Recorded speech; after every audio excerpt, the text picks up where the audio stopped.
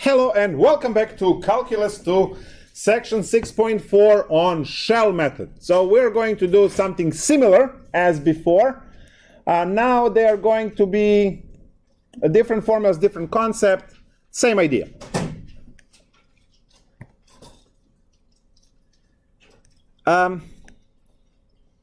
What you had for the disk method are little disks or little washers cut, because you always cut perpendicular to the axis where your rotation is.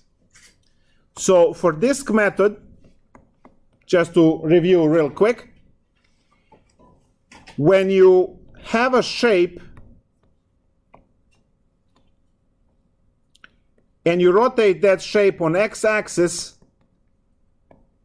you cut out a small piece over here, which would be delta x, and it was a disk. And if the rotation was happening on the y-axis,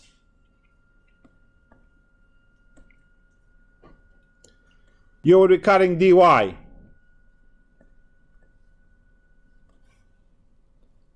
And you had the formulas that had dx in them or dy.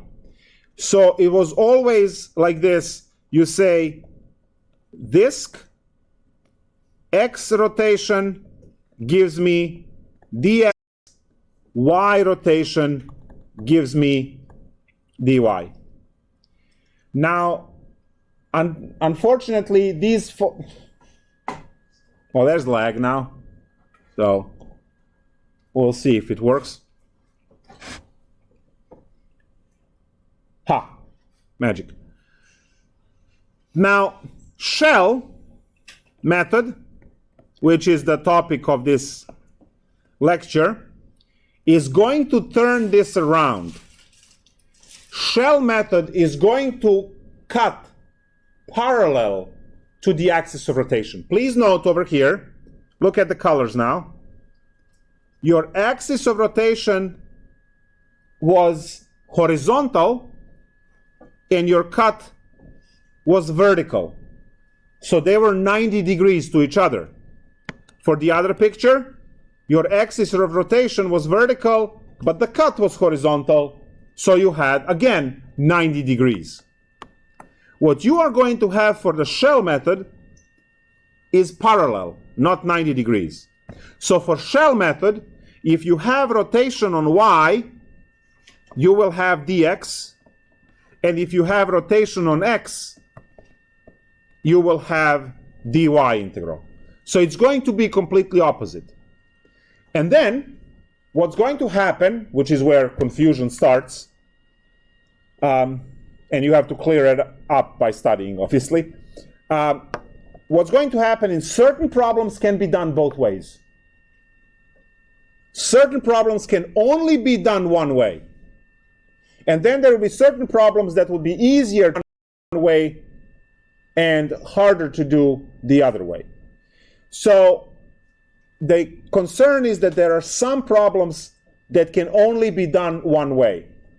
And those problems you will have to, spot and use the appropriate method. So what is happening here? If I create a cone, right, that sits on the function sits on the x-axis, goes to y-axis, and then you rotate around the y-axis. Now you are making a dx cut. You are making a dx cut. Now what that dx cut is going to do, it's going to create this shell, like this. A shell. It's like a cylinder. Think of it as a very, very, very, very tiny pipe. And if you make another cut, let's say you make another cut next to it on the outer side, on the outside, that will create a little bit bigger pipe that goes around the black one. And then you take another cut, let's go with the blue one, even more to the outside. That is going to create yet another So you see, these are like pipe inside the pipe, inside the pipe. It's so smaller and smaller and smaller, like a box inside. You know those babushkas? When you open and there is a smaller one inside, and you go, ah, and then you open, there's a smaller one inside, and you go until it just, you know, it's like this. Yeah. So technically, that's what you have. They're shells. They're stacked outside. So they're not disks that you pile one on the other. They're shells that you slide one into another. And then they create the whole object. So you can see that my dx cut, in this case, my dx cut, which is this vertical representative rectangle, is parallel to the axis of rotation. So over here, I'm going to say dx or dy, maybe I should do this in blood. Dx or dy are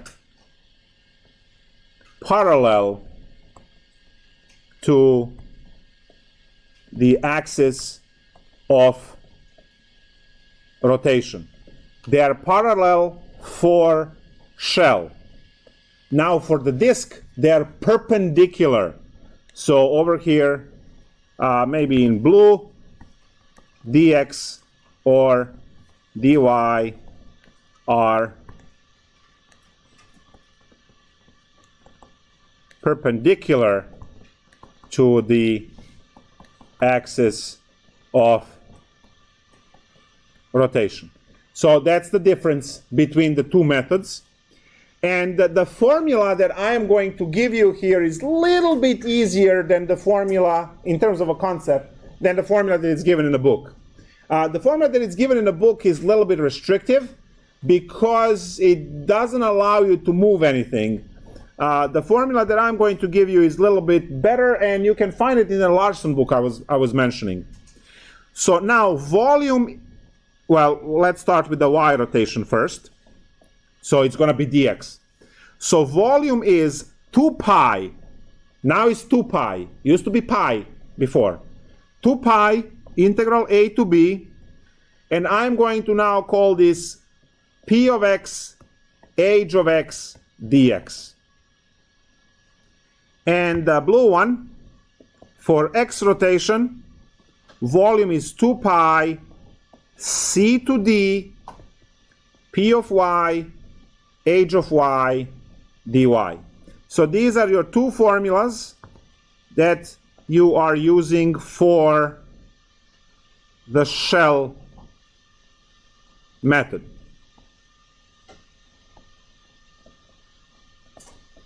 So that's your shell method. And you have the picture up there which shows the situation when you plug one into another. I'm going to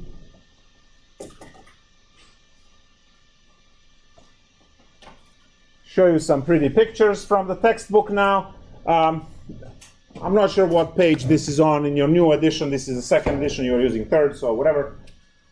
So in the blue book, you can see that these shells, right, you fit one into another.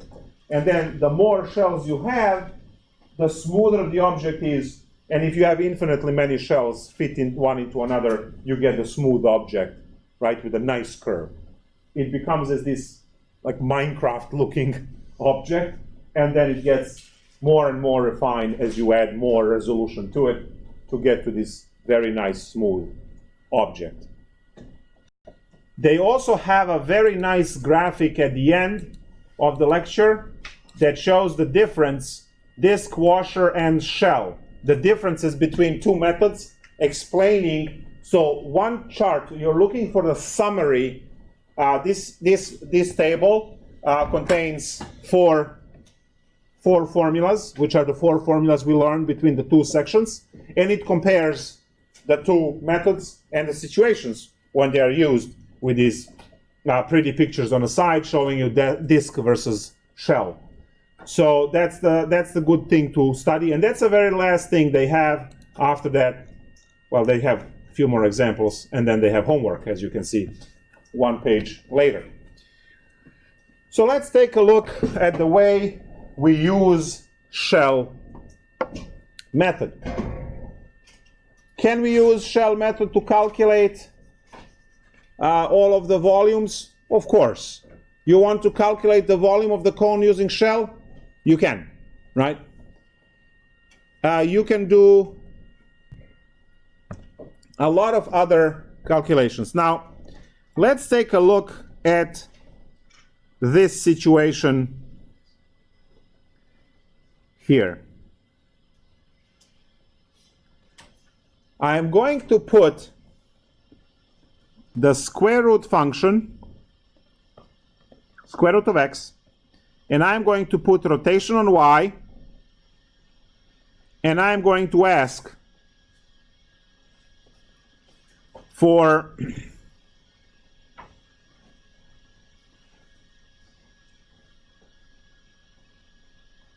the volume when you rotate this much. Let's say 0 to 9.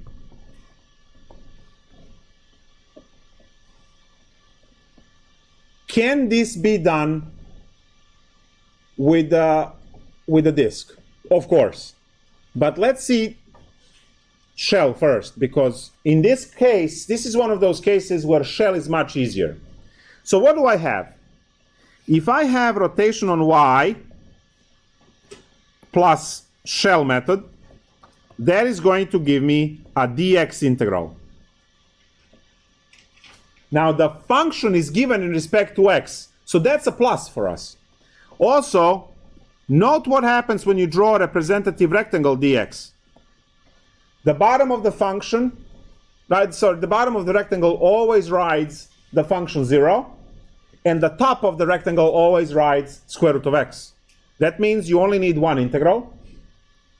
And we can quickly solve this problem by using the red formula. Position is that, and the height is that, which is actually the function, f of x.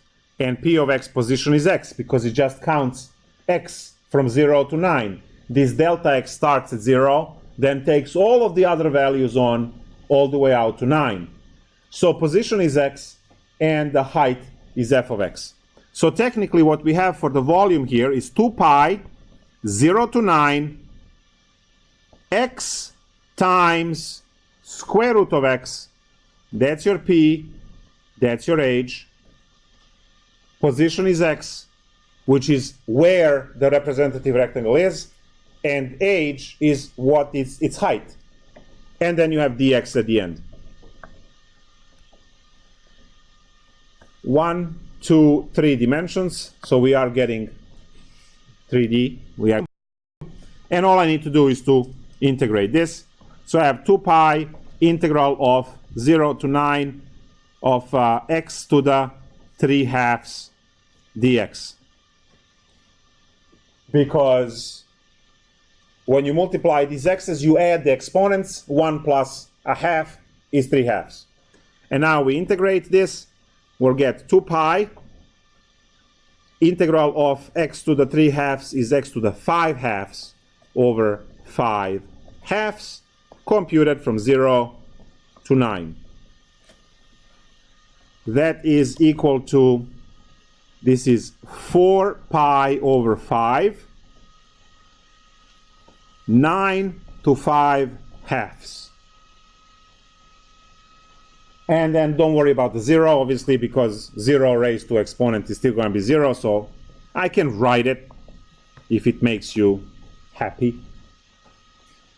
To calculate 9 to 5/2, you will first take a half, which is a square root.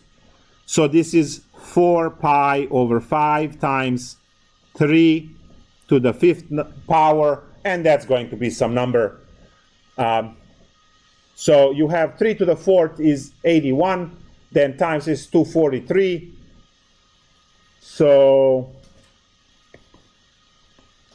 4 pi times 243 divided by 5.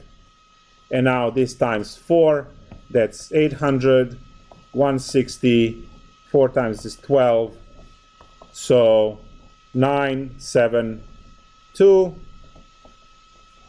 pi over 5. Let's say that's good, and we move on. That was quick, right? We only used the position and the height times dx, and we're done. Can this problem be done as a disk method? Yes, but there is going to be a lot more work. So let's take a look at all of the work you have to do this problem using disk.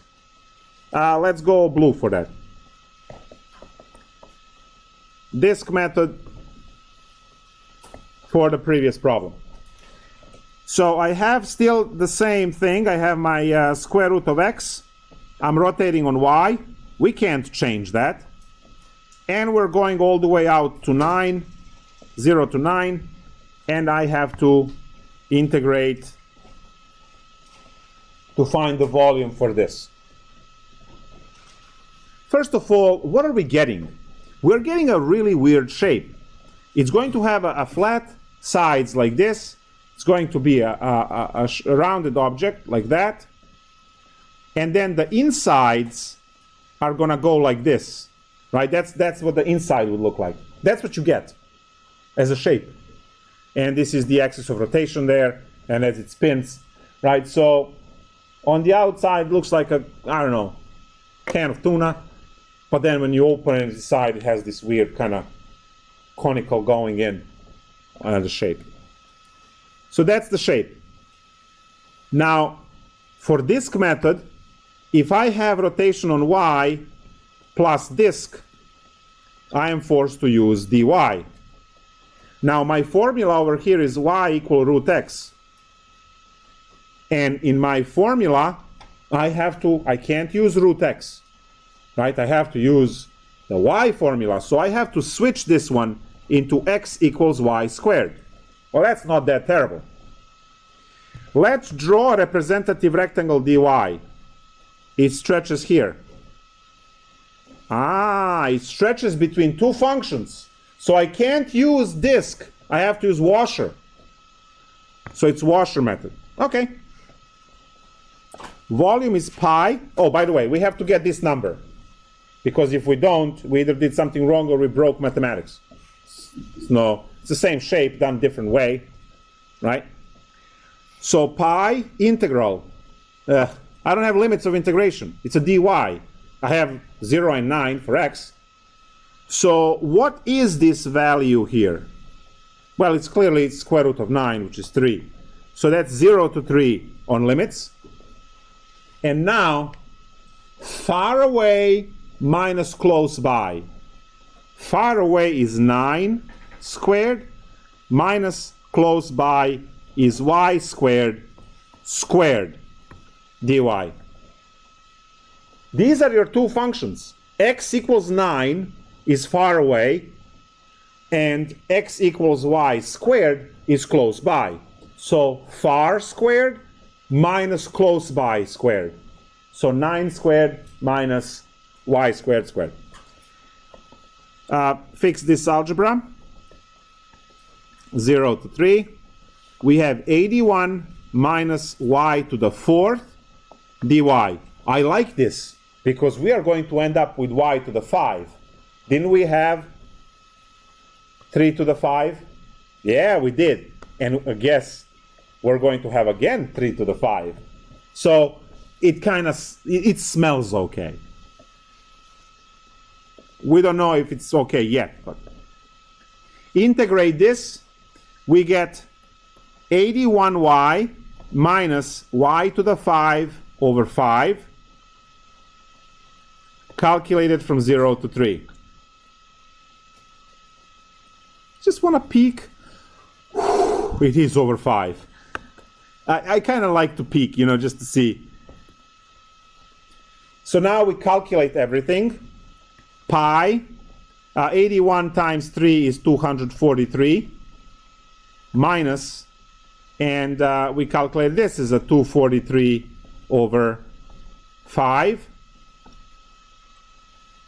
Now, when you do the common denominator, you will put times 5 and over 5. And then you will factor out 243. So, hold on. There we go. So you factor out 243 pi. And what's over 5, that's what you can factor. See, pi is common factor for everything. 243 is common factor for everything. And over 5 is common factor for everything. What's left in parentheses is 5 times 5 minus 1, right? Isn't that left in parentheses? How's your algebra? Yeah. We're using algebra on calculations, so we don't actually have to get the calculator because we're lazy. It's all the way here. So that's like, yeah. Times 4, we get our 972 pi over 5. We had to shovel 2 functions and square things, and so, yeah, shell method was better in this case. Let's take a look at shell method from homework section because we can.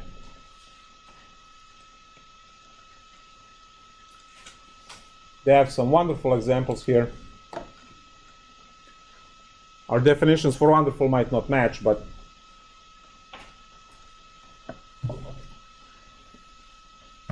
let's take a look at this problem.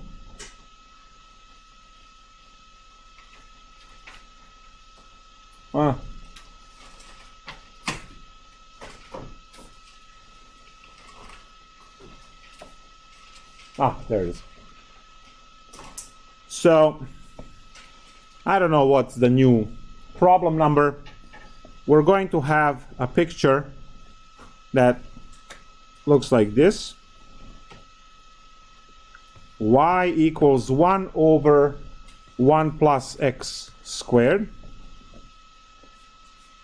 And they're going to cut that off at 2 and ask you to rotate this area around y-axis.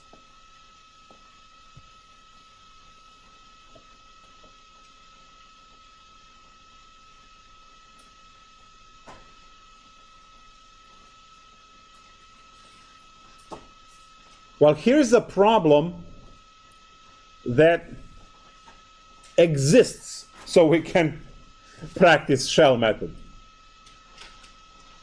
Disk method for this should either be living nightmare or not possible. I'm not sure which one until we try it, but let's do the shell method because this is the shell method section, and then we'll see if we can at all do the disk for this. So what is the shell?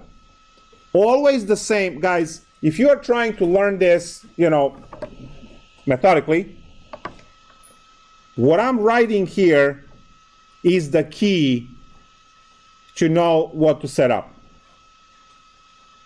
You use your eyes to look at the problem, and you locate that there is a y rotation, and that plus the shell means dx, which means you will draw dx representative rectangle, and then check if sliding that rectangle always rides same function. The bottom always rides 0, the top always rides that function, so this should be an easy problem. The issue is when you switch, and let's say the top switches a function, then you have to have 2 separate integrals and add them together. So in this case, it seems that it's going to be very easy. The limits for x are clearly spelled out, 0 and 2, so nothing to calculate, compute there. So we just plug this in and solve it fast. Volume is 2 pi. Please remember, shell method, 2 pi. Disk method, washer method, 1 pi. A student once told me, well, we first learned the disk method, so it's a single pi, and then second, we learned the shell method. Well, that's 2 pi, because we learned it second. I'm saying, all right, whatever. Whatever floats your boat. Just 2 pi for shell, all right? 0 to 2, p, that p of x, the p position, is x, times the height is going to be from 0 to the function, so 1 over 1 plus x squared, dx. All we need to do is to integrate this, and we are done.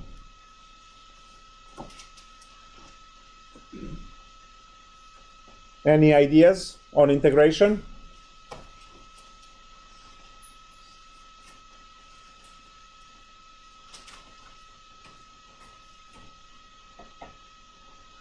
Actually, I'm just being a terrible human being right now. I'm trying to see if anyone is going to scream the wrong thing. Because there is something that is very obvious, but it's not that. What is obvious for integration in this case? As like a block unit. Nope, nope. So the obvious thing depends on how well you know your 4.9 section as a review. The obvious thing is that the integral of this is inverse tangent. But because there is this extra x, it's not inverse tangent, it's basic u sub, and it will work out to be ln. So you have u equals 1 plus x squared, du equals 2x dx. Guys, this is 5.5 from Calc 1, and I did say that about 90% of our integrals in Calc 2 will end by you having to use u sub, which is why there will be a homework on 5.5 posted for you to enjoy over the weekend until Monday, when we'll do more u sub problems. All right, so what do I have? Let's go with orange. I have 2x dx, all of that will be du, and then I have 1 over u. Awesome. Volume is equal to pi integral du over u, and now you have choice to either solve the integral and go back to x, or switch the limits and never go back to x. Right? So if I plug in 0 for x squared, I will have 1 plus 0 is 1 on the lower limit. And if I plug in 2, I will have a 5 as the upper limit. So I'll do that here in blue. I'll say u1 is equal to 1 plus 0 squared, and u2 is 1 plus 2 squared. So you know where the limits u1 and u2 come from. It's longer if you don't switch limits, because you just shovel some arithmetic here and in 1 second you have the new limits. If you don't, you have to, once you compute the integral in u, you have to go back into x, and then you have to compute the limits, x limits, in the new formula that will be in terms of x. This is much faster. And you really don't want to get used to going back to original variable when we do trig sub in chapter 8. So switching the limits right now is awesome. Pi ln of absolute u computed from 1 to 5, which gives us pi ln 5 minus ln 1. ln 1 is 0. Excellent. So we just have pi ln 5 units cubed as the answer. That was 3 lines. 3 lines to do this problem. So we're all good there.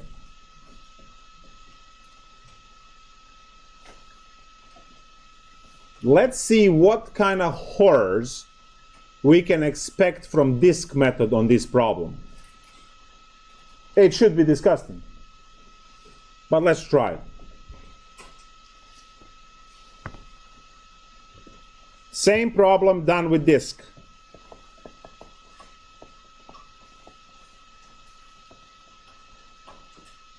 By the way, we might abandon this, so let's see what we have. Here's the same picture.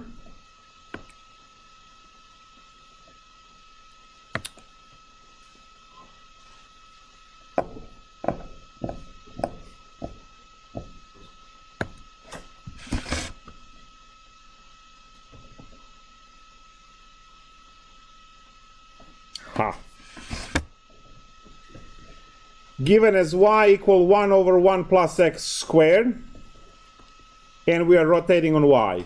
You don't get to change that. And this gets chopped off at 2. If you want the disk method, it's going to be rotation on y plus disk is equal to dy. And you immediately see some issues when you draw your dy representative rectangle. The left side of this rectangle always rides y-axis, so x equals 0, awesome. But look at the right side. Do you see that at this point here, representative rectangle rides a different function? Right? X equals 2. So that means that we must have two integrals. One integral is going to be between 0 and the function, and the other integral is 0 to 2. So two integrals. Now, okay, that's going to make everything be much longer. Plus, the disk method has the squaring thing going on, so maybe we'll have issues with that as well. What is the much bigger problem than all of this? I don't know if I can flip this. I need integral in respect to dy, which means I need to flip this into x equals everything else. Can I do that? I don't know. Let's see. If I flip left side and right side, I get 1 over y is equal to 1 plus x squared. And then x squared is equal to 1 over y minus 1. And then x is equal to plus minus square root of 1 minus y. This is where you quit. Yes, when you square it, it will kill the square root and all of these kind of things, but can we just have the 3 lines solution be done with it? Right? So this is what I was telling you before. These methods are not there to compete against each other. Oh, I can solve more problems. No. What is supposed to be simple and easy for one method, most likely is not going to be so simple and easy with the other method. Cone is going to work everywhere. Yeah, sure, right? But that's not a high-profile shape. I can come up easily with problems where disk method is going to be easy, shell method is going to be impossible, or a living nightmare. That doesn't matter. So some problems will be done by both methods. Some problems are possible only by one method. And other problems, as you can see here, well, you split into two integrals, and then even switching the function, right, starts creating headache. So practicing these methods in their own environment, and then thinking what method should I use for a particular case. They have a very sneaky problem given in a textbook, which is another one that it's nice to do this kind of analysis, whether you should do disk method or a shell method. By the way, did you notice that there is a lot of graphing here? And you don't have the graphing calculator on exam. So being able to graph some of these basic functions is important. So this is what they give you. 2, 4, 6, 8. And then 2, 4.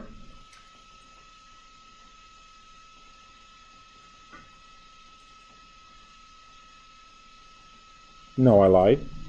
No, I didn't lie. 2, 4, 6, 8. So that's going to be flat over there, like that. And then they're going to cut it at 2 and then a 4. So 2 squares up, 2 squares up, 1 square over. So I don't need this dot. That dot was confusing. Okay, now I got it. All right, so the line goes like this. It's a 2x slope. So this line here, and then they want to cut it at 2. And they are looking for this shape. So to draw this shape larger, we're going to go 6 units tall.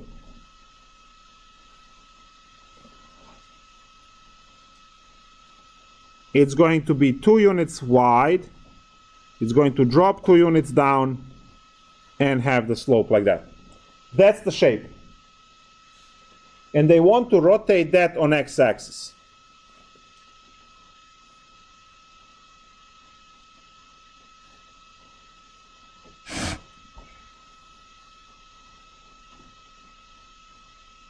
This formula here is y equals 2x plus 2, because the slope is 2x is positive, and it goes through y equals 2 for your y-intercept. So when you're looking at this shape, and you have options of disk and a shell, you know that the rotation is on x-axis. So now you are trying to decide if you should use disk or shell. What I am trying to teach with this example is how do you make a decision without problem telling you use shell or use disk. How do you make the decision which method to use? So here we go. We know it's an x rotation, so x rotation plus disk will give us dx, and x rotation plus shell will give us dy. You want to check which of these integrals, which of these dx or dy is going to produce a single or a double integral. Maybe there is something you can't integrate at all. So that's what you're looking for. If I color code this one, let's say blue, and this one, or let's do orange because they're complementary colors. We're also here to learn some of the color theory. I will draw dy representative rectangle. What do we immediately spot with a dy rectangle? Yes, 2 functions on the right side. If I draw a dy representative rectangle here, the right side rides a different function. Do we see that? Now, do we also see with the blue one, the top always rides the flat piece and the bottom always rides the slanted line as it moves from left to right. When I draw these representative rectangles, guys, you need to, in your head, picture the motion. It's not a motion, it's infinitely many of these rectangles stacked next to each other. But it's good enough to imagine one that just swipes. So if I have the first representative rectangle along the black line all the way to the left, what happens is that one touches the slanted line on the bottom and a flat piece on top. And as it moves to the right, meaning the next rectangle, the next rectangle, the next rectangle, as it moves to the right, the top always rides the flat piece and the bottom always rides the slanted piece. It's a 1 integral on the blue. Now, when you take in consideration the orange has this square over here to work with, but then it's a triangle over here. The left side is always 1 function, but the right side is 2 different functions. So, we are guaranteed to have 2 integrals if we use orange, which is shell, and 1 integral if we use a disk. The question now is if we can integrate the function. Obviously, in some cases, being able to set up one integral that you can't integrate, that's useless. You are forced to do two integrals in that case. But in this case, these are all linear lines, so you can integrate anything. Solving this problem both ways must yield, again, the same number at the end, but we definitely want to do dx here, because dx is going to be a single integral, and the dy would give you two integrals. So we definitely want the disk method on this problem. And that's the way you make the decision. So you have to practice, right? All of these homework exercises to get used to something like that, because you're in charge. You get to pick. You're the boss, not the problem. The problem just says find the volume, and then you're in charge to figure out which method. Obviously, if you have a lot of time, then it doesn't matter, right? Which method you pick. So we are going to use disk because it's a single calculation. And for disk method, we are going to say volume is equal to pi integral a to b. That's going to be 0 to 2. And we are going to go top squared, that's 8 squared, minus bottom squared, oh, kill me now, 2x plus 2 squared, dx.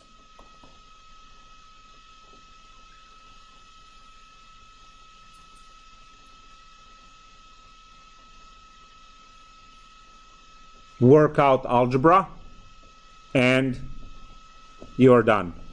So pi integral 0 to 2, 64 minus, square all of this out, that's going to be 4x squared,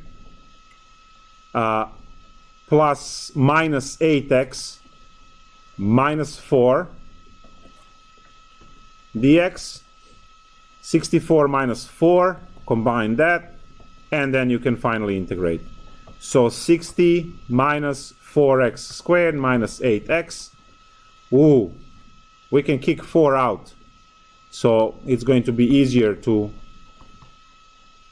integrate. So I'm going to kick 4 out. So 4 pi, 0 to 2, 15 minus x squared minus 2x. dx, that's called the boss move, by the way. 4 pi, that's 15x minus x cubed over 3 minus x squared, because it will be x squared over 2, and that kills the other 2. 0 to 2. 4 pi, plug in 2, we get 30 minus 8 thirds minus 4, and then 3 zeros, so don't worry about that.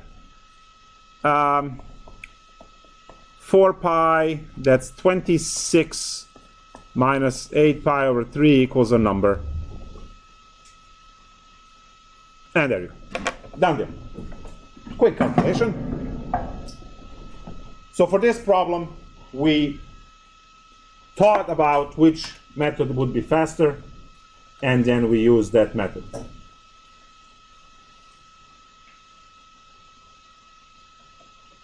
When you are doing homework, whether it's the book or MyMathLab, you are going to run into the problems that contain blue letter T. What does that mean? Torture. Interesting. All right. I will remember that. So T stands for technology, right? Terminator, transformers, stuff. And that means that once you set up the integral, you do not have tools yet to solve that integral, which means you will have to use technology to integrate. For that, you can use Wolfram Alpha, you can use, well, Mathematica, you can use, which is Wolfram Alpha, you can use also, we use Simulab, right? Or other things. To integrate No, literally, if you lived under the rock, then you don't know about Wolfram Alpha. So here it is, you getting out of the rock. Wolfram Alpha is the website that you Google, or Bing, I don't know what's your favorite, and then you you talk to it. The way you would say it to your friend, you know, you're having dinner and obviously this comes up, the way you would say to your friend, integrate, that's the way you type it here letter by letter. So integrate x squared from 4 to 9. And you press enter. And you just wait a second. Depends on internet speed. And that's what you get, 665 over 3. Versions of Mathematica that I told you can install on your computers. The link is in the syllabus, and you create the account with the RVCC email. Otherwise, they're going to send you a bill on $1,000. Free version is if you create the account with RVCC email handle. You can install the software on your private computer and use it. When you install that software, you will be able to open step-by-step solution. Or you will have to pay on website if you are not using the software provided by our college. You will have to pay to see the steps. Now, I heard that Symbol Lab actually gives you this stuff for free, but it's harder.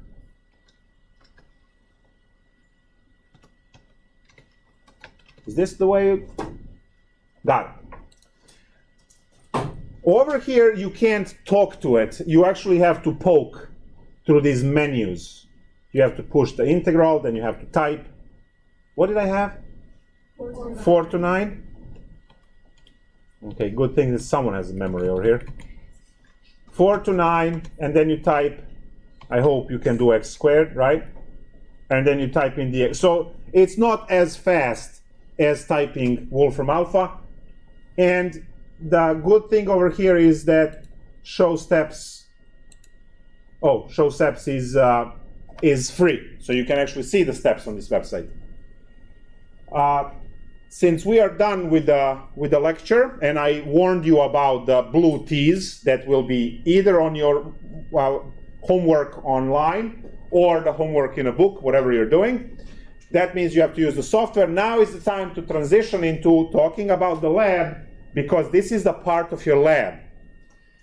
Every lab that you hand in has to have at least 5 problems. If A and B are separate problems, then you can count them as separate problems. At least 5 problems have to be done by technology. So 100% of the lab will be done by hand with all of the steps showing. Minimum 5 problems of your choosing will be attached as a printout in the back of the lab.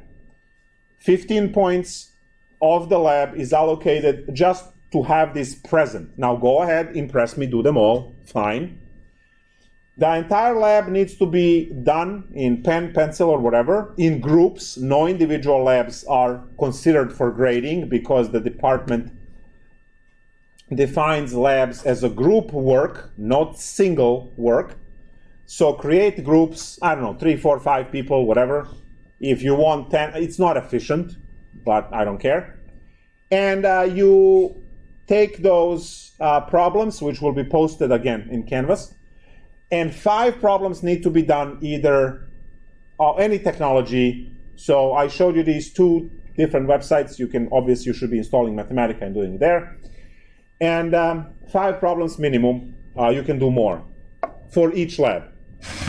All right, I forgot to say bye to the millions of viewers.